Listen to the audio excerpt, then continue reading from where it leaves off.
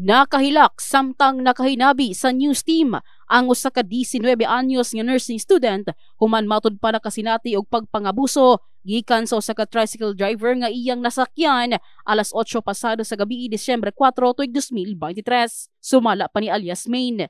Gikan matud pa siya sa usa ka mall sa Barangay Lagaw aron mopalit og gatas sa anak sa iyang magulang.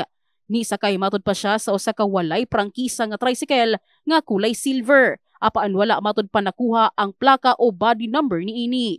Buot unta ni alias Main nga magpahatod sa Klinan 5.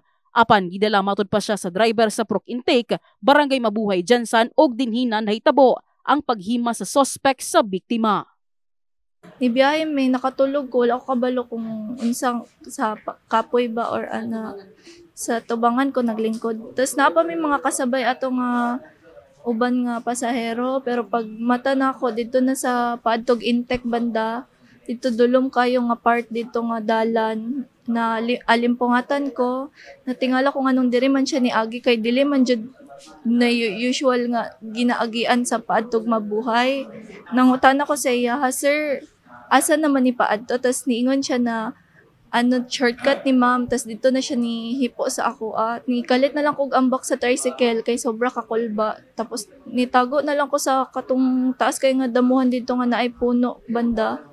Gi-report sa biktima ang nahitabo sa Traffic Enforcement Unit Jansan ug mismong si Police Major Oliver Pauya ang naghatag og kamanduan nga magpahigay og follow-up investigation ug pangitao ng tricycle pinaagi sa iyang mga sakop.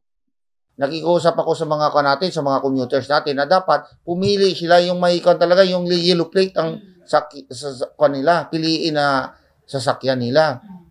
Tricycle kasi pag sumakay sila doon sa mga hindi unregistered, especially yung iba yung mga nilagay ng mga body doon body number, yung plate number na nilagay doon, hindi tugma doon sa plate number ng sasakyan nila.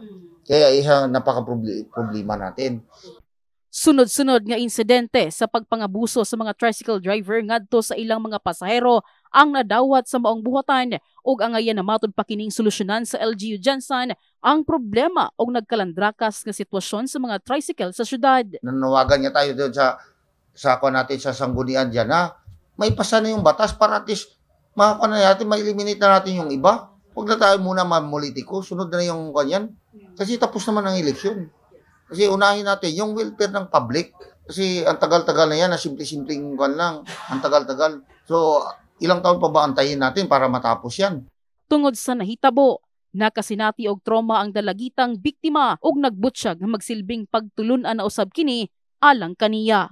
Kung naman siya anak na babae, unta dili ma-experience po kay grabe nga trauma anak na dapat nganong maging ana ma siya kung wala man ang takoy intention nga unsa ato basta makauli lang ko, dapat dili na siya mambiktima og lain. So kailangan maging aware jud dapat, lalo na kanang mga estudyante nga gabi na makauli ana, kailangan jud dapat mag-update jud.